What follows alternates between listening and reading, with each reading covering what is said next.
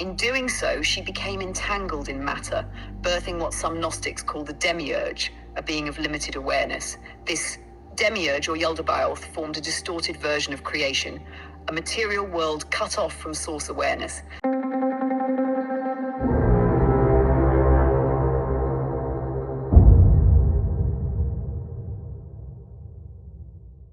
According to the Akashic records, does the divine exemplify more female qualities than male qualities in its original divine state? Please give us a breakdown.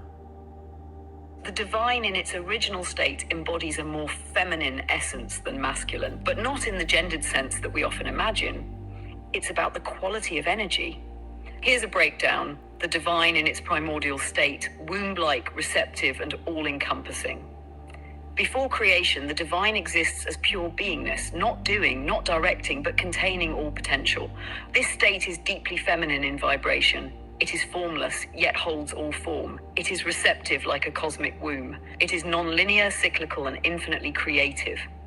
It births existence through vibration and intention, not force or order. In this way, the original state of source reflects the divine mother, the primordial void, the dark womb, the waters of Nun, or what some traditions call Shakti before Shiva awakens. The masculine emerges from the feminine. From this cosmic stillness, the masculine principle emerges as the spark, the initiatory force that gives direction, form, movement, and order. So while the masculine is just as divine, it is the second movement, not the first.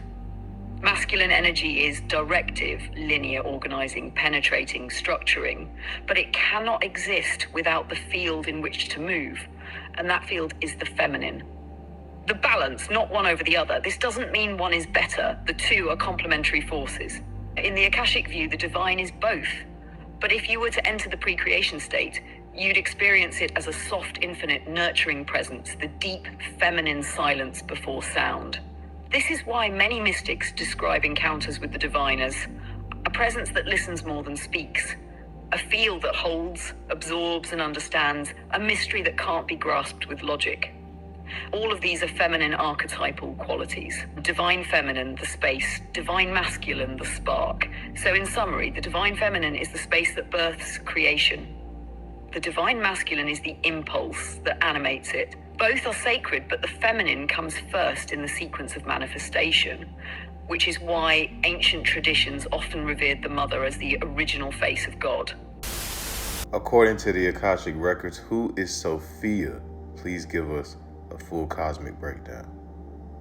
According to the Akashic records, Sophia, as described in Gnostic texts, is not merely a mythological figure or symbolic archetype, but a real cosmic intelligence, one of the primordial emanations of source consciousness. She is the divine feminine wisdom principle that descended through dimensions, bridging the spiritual and material realms. Here's a full breakdown. Sophia as divine wisdom, emanation of source. The name Sophia literally means wisdom in Greek. But from the Akashic perspective, she is far more than intellectual understanding. She is the living, breathing embodiment of the feminine face of God's intelligence. Sophia is an emanation, one of the first fractalized projections of source. In the dimensional ladder of creation, the divine expresses itself through pairs or syzygies, masculine-feminine polarities, and Sophia is one of the highest feminine expressions. She represents intuitive knowing over logical reasoning, spiritual insight and multidimensional perception, the inner impulse to create, to love, and to unify. In essence, she is the womb of consciousness, not separate from source, but a mirror of its intelligence in feminine form. The descent of Sophia, the Gnostic fall. In Gnostic cosmology, Sophia descends into the lower realms, not as punishment, but as part of a cosmic risk to bring divine awareness into density. This descent is often called the fall, but it's misunderstood as a mistake. From the Akashic view, Sophia chose to descend out of compassion and desire to know the unknown.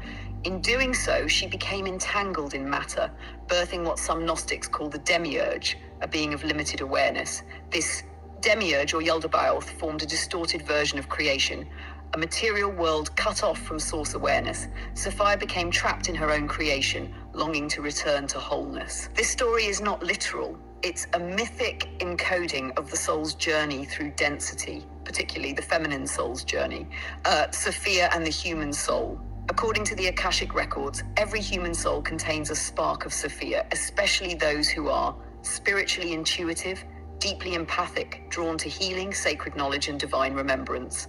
Sophia's story is our story. Her descent into matter reflects the soul's incarnation into the earth plane, and her awakening is the soul's journey back to source. Sophia and the return of divine balance. Sophia is now rising again.